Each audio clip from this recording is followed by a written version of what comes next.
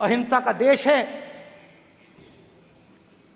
ये देश डर का देश नहीं है। तो हमारे सारे के सारे महापुरुषों ने अहिंसा की बात की, डर मिटाने की बात की। डरो मत, डराओ मत, डरो मत, डराओ मत। और दूसरी तरफ शिव जी कहते हैं डरो मत, डराओ मत, अभय मुद्रा दिखाते हैं, अहिंसा की बात करते हैं, त्रिशूल को जमीन में गाड़ देते हैं। और जो लोग अपने आप को हिंदू कहते हैं वो 24 घंटा हिंसा हिंसा हिंसा, नफरत नफरत नफरत, असत्य सत्य असत्य।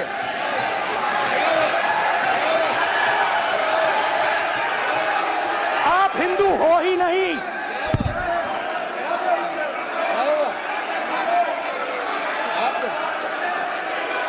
Just get me that picture of Shiva. Inside, because of it. Hindu धर्म में साफ लिखा है, सत्य के साथ खड़ा होना चाहिए, सत्य से पीछे नहीं हटना चाहिए, सत्य से नहीं डरना चाहिए। अहिंसा हमारा प्रतीक है। अभय मुद्रा ऐसे कीजिए, ऐसे कीजिए, अभय मुद्रा।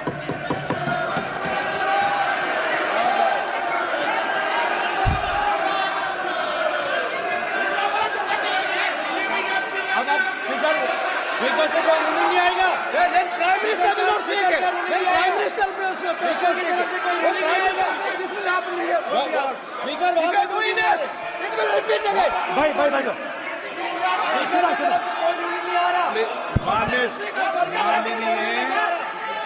ये आप बात समझिए, आप बात समझिए। ये इसलिए चिल्ला रहे हैं क्योंकि तीर जाके दिल में लगा है, दिल में जाके तीर लगा है, इसलिए ये चिल्ला रहे हैं। नहीं तो चुप हो गए। देखिए स्पीकर साहब चुप हो गए सब।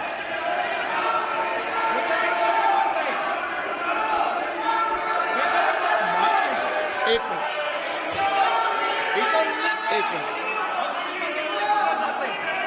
माननीय आप प्रतिपक्ष के नेता हैं, किसी की भावनाओं को ठेस नहीं पहुंचे। सर मुझे चर्चा बोलने में दीजिए। ध्यान रखना चाहिए। ये जो ये विषय बहुत गंभीर है। पूरे हिंदू समाज को हिंसक कहना ये गंभीर विषय है। बीजेपी को आपको नहीं, नरेंद्र मोदी जी पूरा हिंदू समाज नहीं है, बीजेपी पूरा हिंदू समाज नहीं है, आरएसएस पूरा हिंदू समाज नहीं है।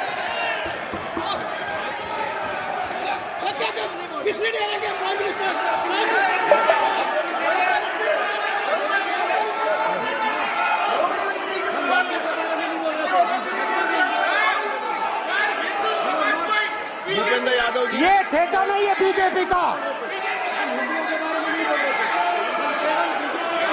भूपेंद्र यादव जी बोलना चाहते हैं आप? ये सब हिंदू हैं यहाँ पे, ये सब हिंदू हैं। माननीय अध्यक्ष जी, प्रतिपक्ष के नेता आज पहली बार इस सदन को संबोधित कर रहे हैं। मैं दो नियम रूल 349 और रूल 352 के संबंध में आपका ध्यान आकर्षित करना चाहता हूं। सबसे पहले तो प्रतिपक्ष के नेता को बोलने का तरीका आना चाहिए।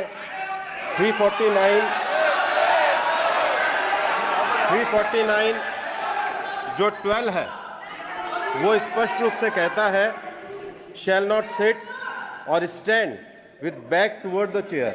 वो लगातार आपकी तरफ पीठ करके खड़े हैं, नियमों के खिलाफ है, जो उनको शोभा नहीं देता। दूसरा अध्यक्ष महोदय, अध्यक्ष महोदय आर्टिकल रूल 352 रूल 2 ये कहता है make personal reference by way of making an allegation imputing a motive to और ए क्वेश्चनिंग द बोना फाइडी। इन्होंने पूरे विपक्ष के सदस्यों पे नहीं बल्कि इससे बाहर जाकर पूरे एक हिंदू समाज के ऊपर एलिगेशन लगाया है। इनकी बोना फाइड गलत है, इनके खड़े होने का तरीका गलत है। माननीय अध्यक्ष जी,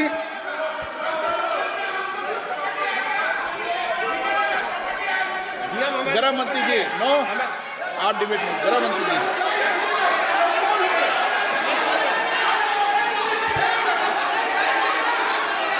माननीय अध्यक्ष जी, शोर शराबा कर इतने बड़े वाकया को छिपाया नहीं जा सकता।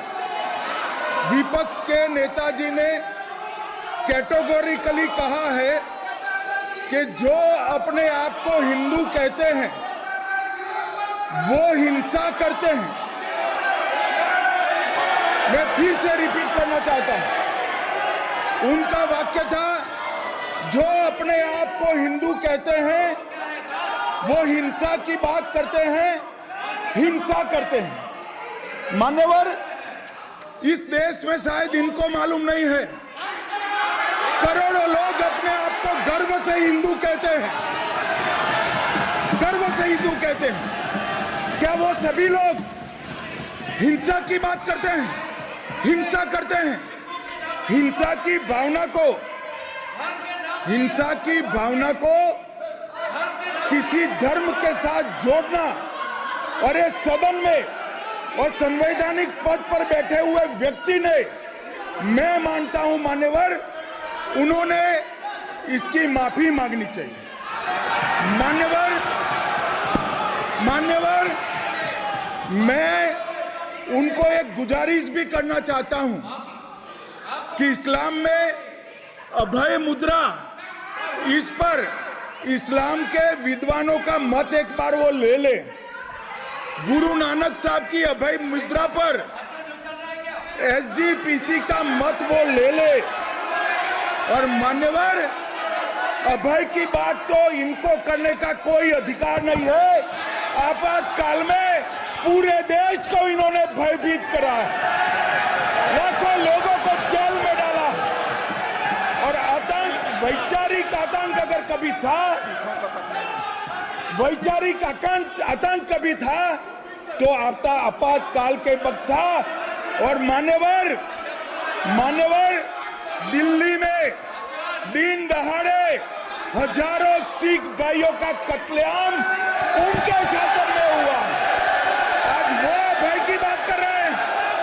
मान्यवर, मेरा आपसे आग्रह है कि श्री राहुल गांधी, नेता प्रतिपक्ष, पहला भाषण होने के बावजूद माफी मांगनी चाहिए।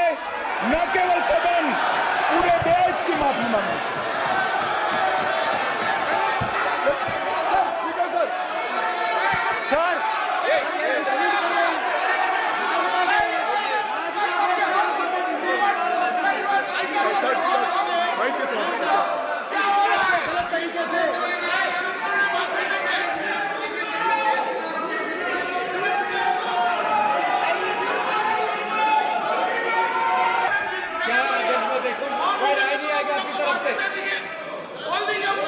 तो कल प्रधानमंत्री मोदी जी के समय भी सर आप ऐसे रहिए sir. I'm not going to speak until they're quiet.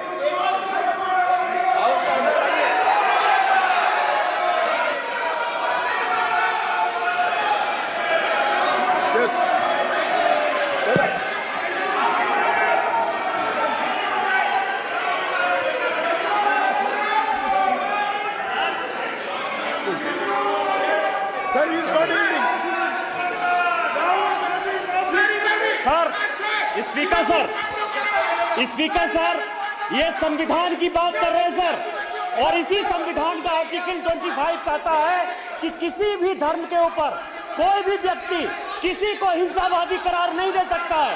और इन्होंने हिंदू का हिंसावादी कहा सर, संविधान का इन्होंने अपमान किया है, संविधान की झूठी दुहाई दी है, इनको माफी मांगनी चाहिए सर। ये आर्टिकल 25 संविधान का। सर इनको माफी मांगनी चाहिए। आर्टिकल 25 जो है संविधान, और ये देश संविधान से चलता है, ये पार्लियामेंट संविधान से चलता है सर। इनको माफी मांगनी चाहिए सर। ये संविधान से ऊपर नहीं है सर। स्पीकर सर, सदस्यों ने तो लगाया ही है। डराने के लिए याद रखिए, शिव जी कहते हैं डरो मत डराओ मत। किसानों को डराने के लिए आप 3 नए कानून लाए। प्रधानमंत्री ने उनसे कहा कि ये आपके फायदे के कानून हैं। सच्चाई थी कि वो अदानी जी अंबानी जी के फायदे के कानून थे। हिंदुस्तान के सारे किसान खड़े हो जाते हैं। आज तक सड़क ब्लॉक है। अगर आप वहां जाएंगे आज तक आपको दिखेगा कि वो सड़क जिस पे किसान आए थे वो आज तक बंद पड़ी हुई। हरियाणा में 2 जगह किसान खड़े हो गए, कहते हैं नहीं ये हमारा नहीं है। आप हमारे से हमारी मेहनत का फल छीनना चाहते हो, हम इस बात को एक्सेप्ट नहीं करेंगे। आप उनसे बात नहीं करते। आप उनको कहते हो, आप बात नहीं करते।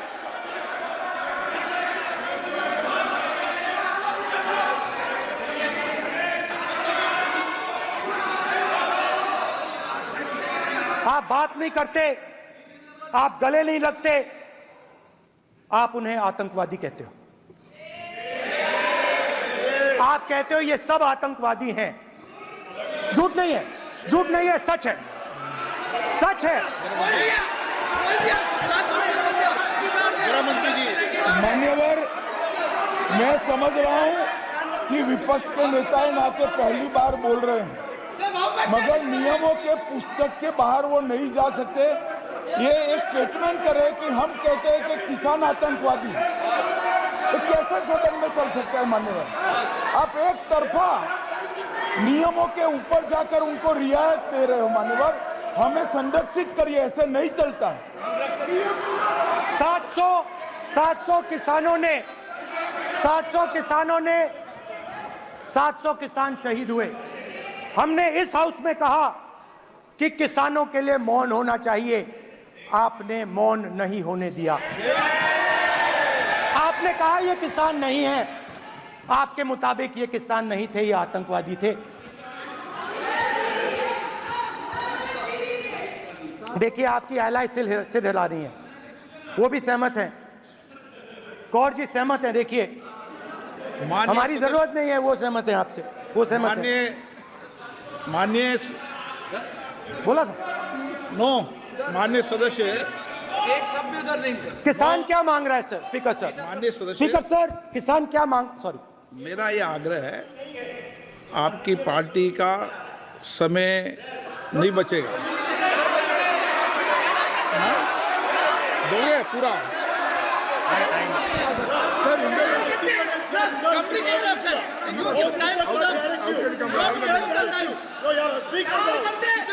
आप नहीं बोलेंगे, ये बोलेंगे सर। और आप तो सर, और स्पीकर सर, आप तो किताब स्पीकर सर, किसानों ने मांगा क्या? स्पीकर सर, किसानों ने मांगा क्या? किसानों ने सिर्फ ये कहा कि अगर 16 लाख करोड़ रुपए अरबपतियों का कर्जा माफ हो सकता है तो हमारा भी थोड़ा सा कर दीजिए।